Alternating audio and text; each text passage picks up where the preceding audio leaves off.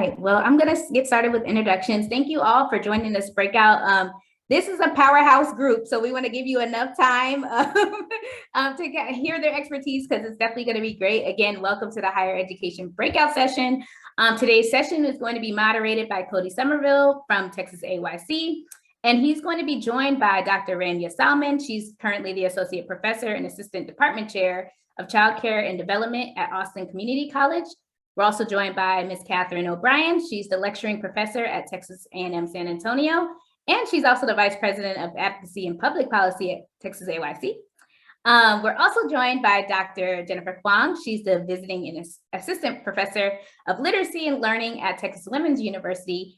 And we're also joined by Dr. Sharla Snider. She is the professor and interim chair at Texas Women's University. So without further ado, I'm going to pass it over to you, Cody.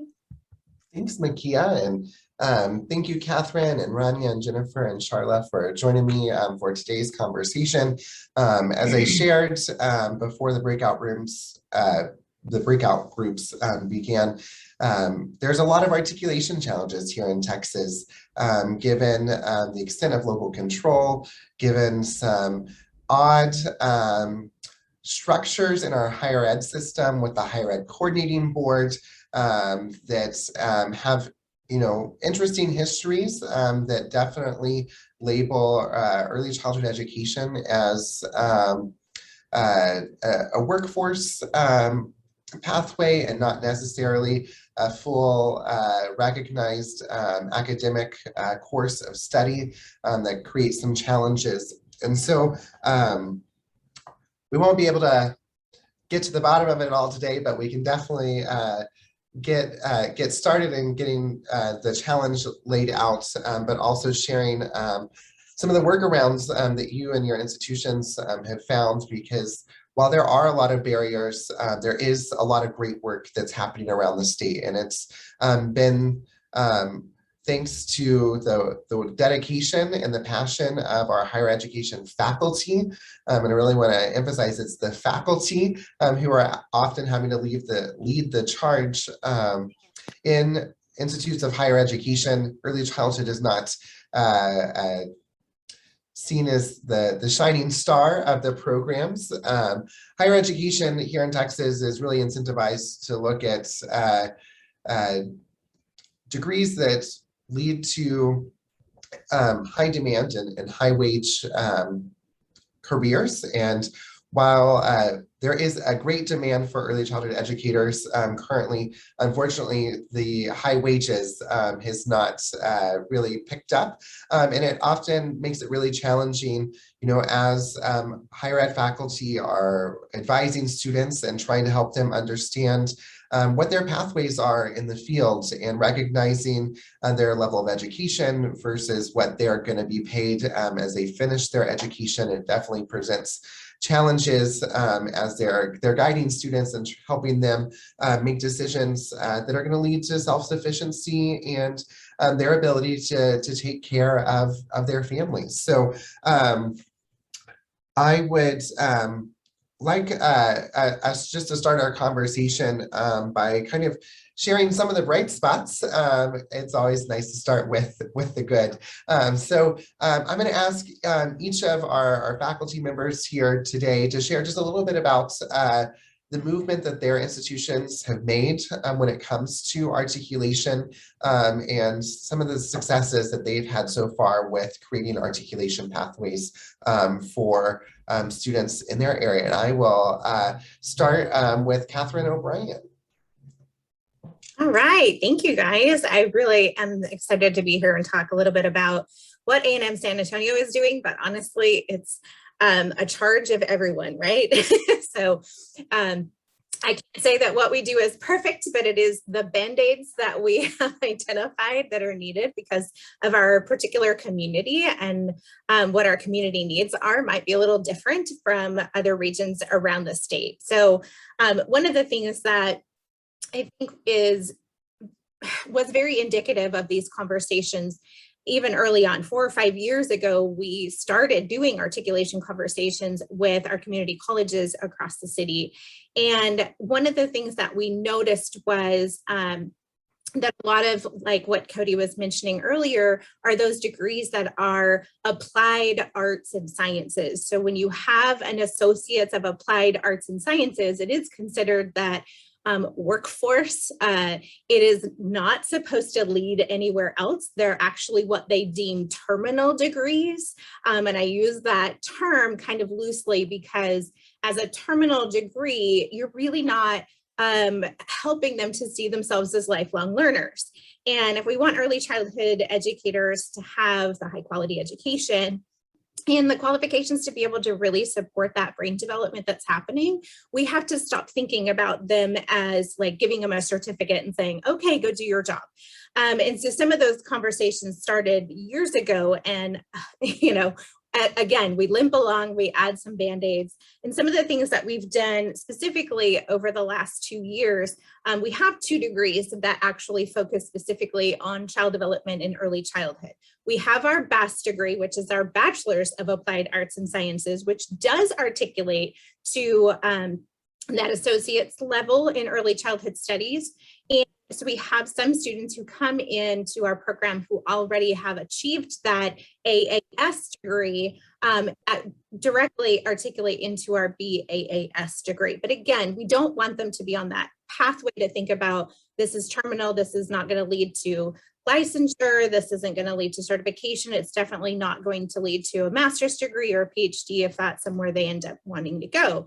So like kind of these pitfalls or gaps between the CDEC courses, or what they call workforce hours or vocational hours that they gain in that AAS degree. And we have found micro-credentialing as kind of a small answer, like another Band-Aid that we can put on, but stacking those so that when they're leaving that associate's degree, they're coming into and allowed to kind of think about, well, do I want to take the BS in child development, which does not articulate to those AAS credits. And it could be 10 to 12 courses of those CDEC courses that they lose that credit. And like Cody was talking about, that's lost time, that's lost money, that's, you know, it's discouraging.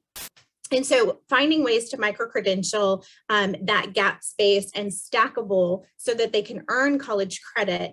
One of the things that we recognize across the city is we have a lot of programs that are doing a lot of training and professional development. None of them are articulated to any kind of college credit. They're just clock hours. And so we feel like, well, if we've got to do 24 hours a year as the licensed center, provider, then why can't we find a way to connect that to a degree? So adding the micro-credentials to some of the courses that they were doing is one of the first things that we thought about in our articulation agreements.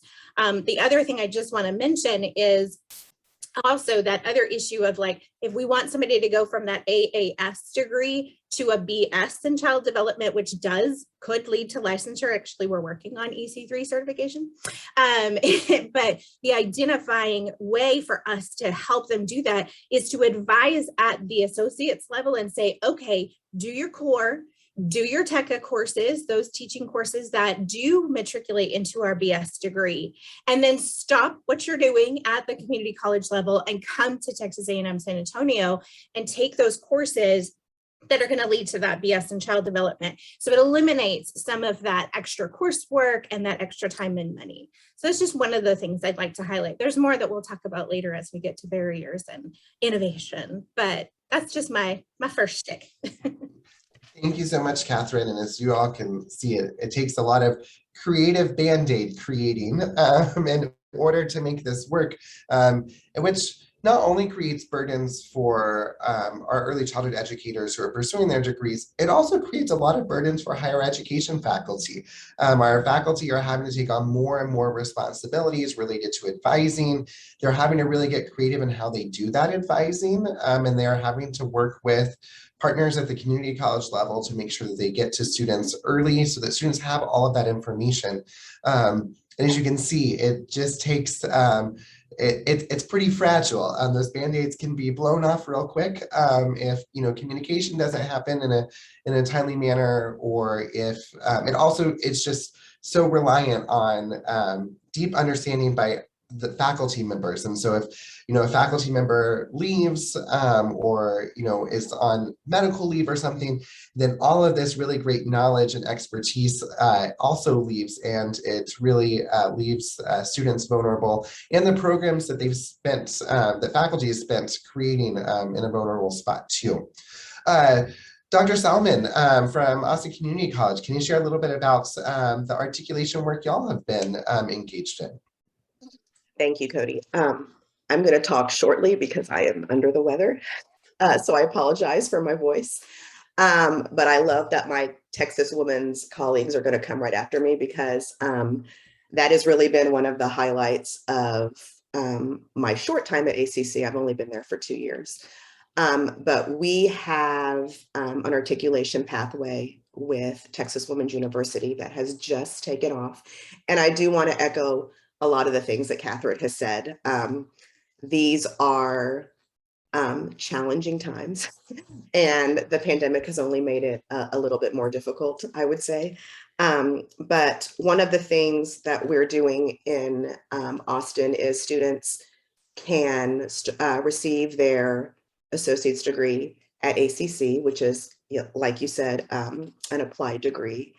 And then they can transfer those hours to Texas Women's University to get a Bachelor's of Science degree in child development.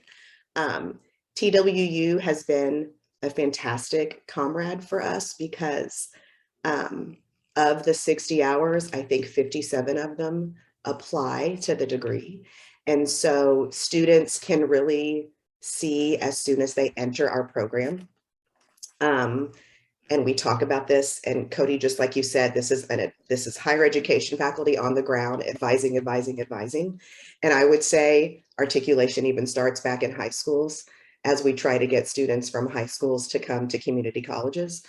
So we can talk about articulated, stuff with that, but letting freshmen, non-traditional, traditional students understand that we have this pathway for you. It can lead to this, and it can lead to this. I think definitely has potential. We're only in our second semester with this initiative, so we don't have any longitudinal data on it, but it's definitely a promising companionship, I think. Thank you all.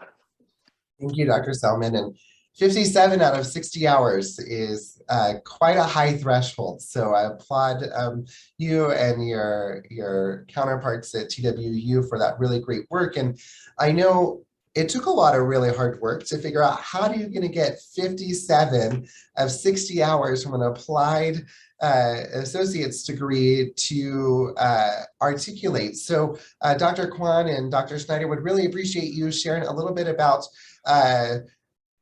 the pure magic and backbends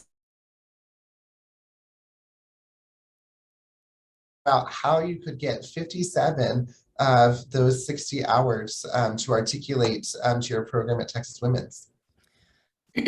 Well, let me just say that they have an articulation with the child development. So those students will graduate with the BS, but they will not be certified to take the PK3 certification to be a qualified pre-K teacher or through third grade in the state of Texas. Those students most often go into child life, they go into directors, and many of them will seek alternative certification and become teachers in the early childhood classroom. So what we're doing here is, like, as Kim explained in the overview, we're all aimed toward the same goal, to make that pipeline of highly qualified and skilled early childhood educators.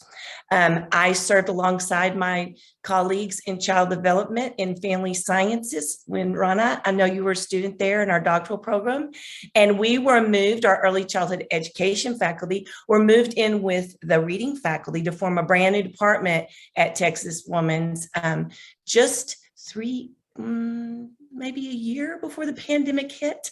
So we've been working on establishing a new department of literacy and learning during all of this time. And we realized with the need for, a strong articulated higher education pathway with ECE to prepare educators, no matter what the setting. So no matter if they're going into child life, no matter if they're going to OT, PT, we all need to be working toward this highly qualified skill set development. So with the, excuse me, implementation of additional competency requirements for those who teach 4-year-olds in the state of Texas that are eligible for pre-K, you know, so we got a lot of pre-K classrooms coming on board. We decided that we could not, it was a call to action for us, we couldn't ignore it. And the administration at TWU has recognized the value of early childhood specifically, not just a part of the teacher education certifications, but rather one that's separate for PK3. And so because they have allowed us to create this new degree program. It's a Bachelor's of Science in Early Childhood Education. And we also created 5 new early childhood courses and 4 new early literacy reading courses that is unheard of in times of limited resources.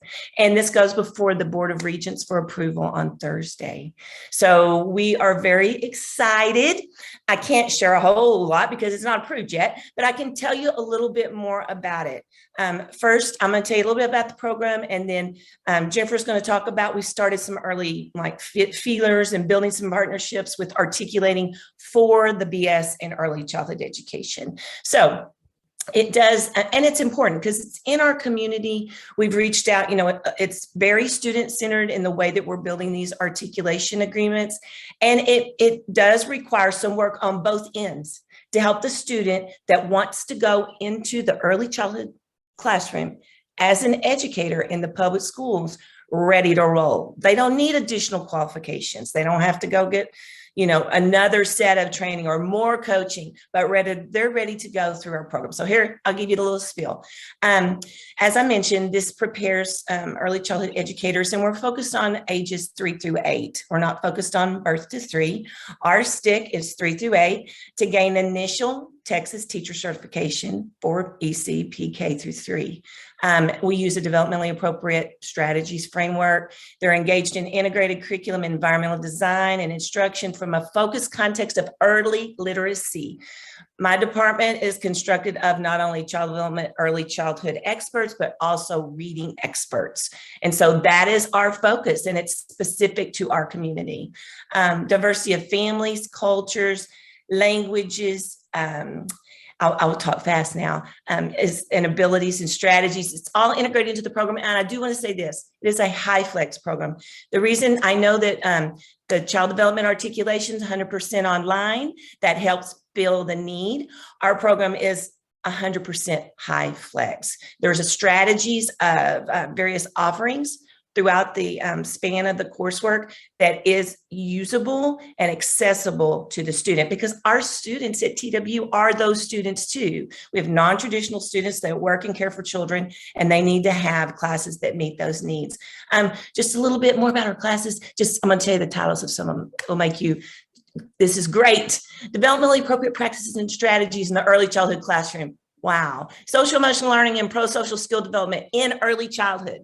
Right? Methods of interdisciplinary language arts, social studies education for the young learner, not for the 6th grader, but for the youngest child, the 3 to 8-year-old, and teachers who are given that opportunity in field-based settings. We have 30 hours embedded throughout the program with partnerships, and it'll be taught in high flex. We want to break down the barriers related to time and place, but we also want to prepare highly qualified early childhood educators, which we're going to need a lot of if we really roll out universal pre-K. So it's going to take all of us at all levels in all places to do that.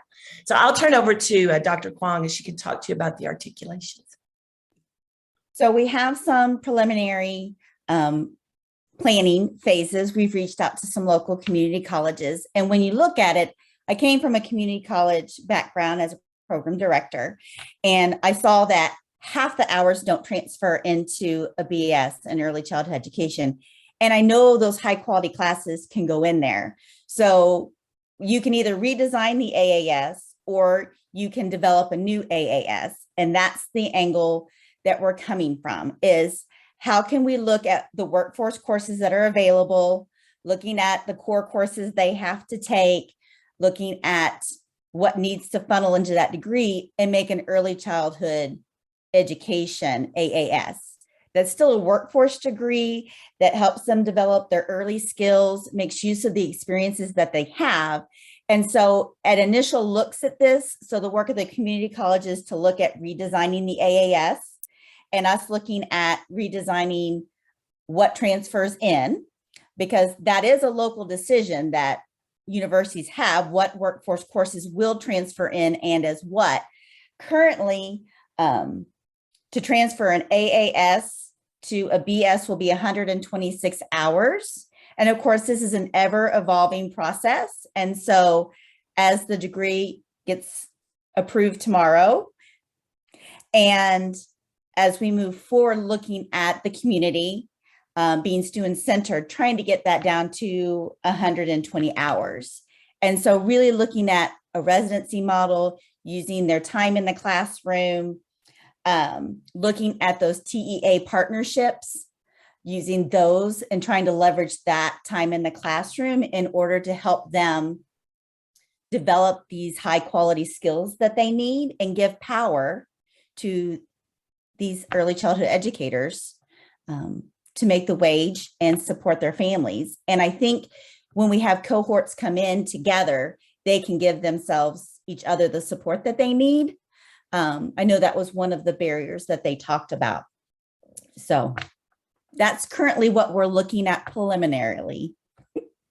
Well, thank you so much, Dr. Quong and Dr. Snider, for sharing all of the great work that you all are doing at TWU. As you all can see, once again, innovative faculty members who are focused on creating pathways based off of the needs that they are seeing in the field and the needs that they're seeing in their communities. And as all three of our institutions have shared today, the articulation challenges are ever evolving. There is both perceived barriers and there are real barriers. There are barriers that I don't know if anyone knows if they're perceived or real. We're still trying to figure that out. When we think about teacher certification, it also adds another level of complexity to the articulation challenge, being that you then introduce a new set of rules from TEA and educator preparation and certification that come into play. We're not concerned with teacher certification. We're really just looking at the Texas Higher Ed Coordinating Board rules. And while those are complex enough, when we add on certification rules from TEA, it creates even more challenges. And we know that certification is a pathway to increase compensation for better or for worse. But we do know that it doesn't always have to result in teachers leaving a childcare center. It can then allow their childcare center to serve as a pre-K partnership site, and they're able to teach public pre-K within their center and receive higher compensation that recognizes that they have a bachelor's degree and teacher certification. So we have a few minutes left and would really like to kind of refine our conversation about some of these different challenges, and knowing that all of our panelists are well versed in these challenges, would like you each just to share one or two of kind of the greatest challenges you see in expanding articulation across the state. And we'll start with our friends at TWU. What do you feel like are one or two of the greatest challenges when it comes to articulation? I know not an easy thing to narrow down to one or two. Well, I put in the chat the question, you always have to ask why. So when you walk into this, people are like, well, this can't happen. And I think we have to stop and say, why? And then you get those answers, and what is that answer to go around that barrier? And so part of it is money. We talk about the finances to pay for this as one of the potential barriers. And I think coming from a workforce, there's a lot of support from the community to help early childhood educators help pay for the degree to get them to their end goals.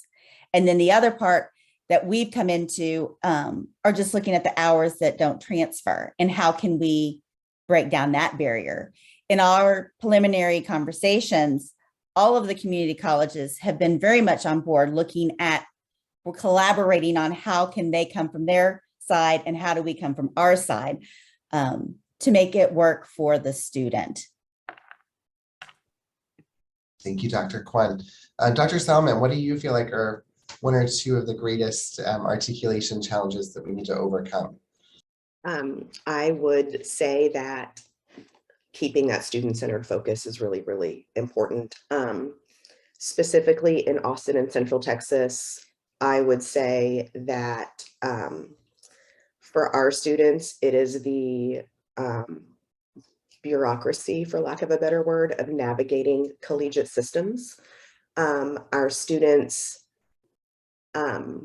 need assistance with that. And so we may have held their hand through the associate degree process, but they come across challenges when simply applying. I know that Marika and we've all talked, and Kim talked about the technological challenges of the equity lens from the very first thing Kim said. And so we see that a lot, and I see that as a potential barrier for students in the Austin, Travis County area specifically. I would also say that the fact that a lot of our students are Latino and English is not their native language. And so they question their persistence in a four-year program. And that is something that that has definitely a perceived and real challenge, I would say. And so having that support there for them, I think would be truly, truly needed and essential. I'm looking at my notes, sorry. And then of course, cost and finances and finding resources for students.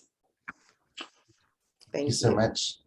And Catherine, what would you say are one or two of the biggest articulation challenges we need to overcome? Well, one, I'd like to echo everyone that was mentioned previous to me, because those are all, I think, are all of our barriers that we have to work on.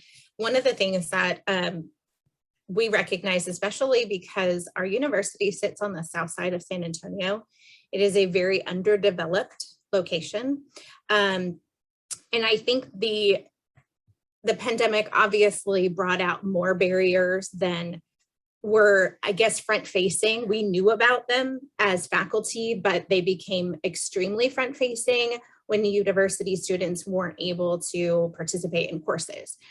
So doing a lot of work on the digital divide has become a big part of what we do, but we're also a Hispanic serving institution, and 70% of our students are non-traditional. So that whole issue of like having anybody help them work the system, as Rania was saying, it becomes, like Cody said, that job of the faculty member. We feel like we are doing our best to support them to find the best pathway.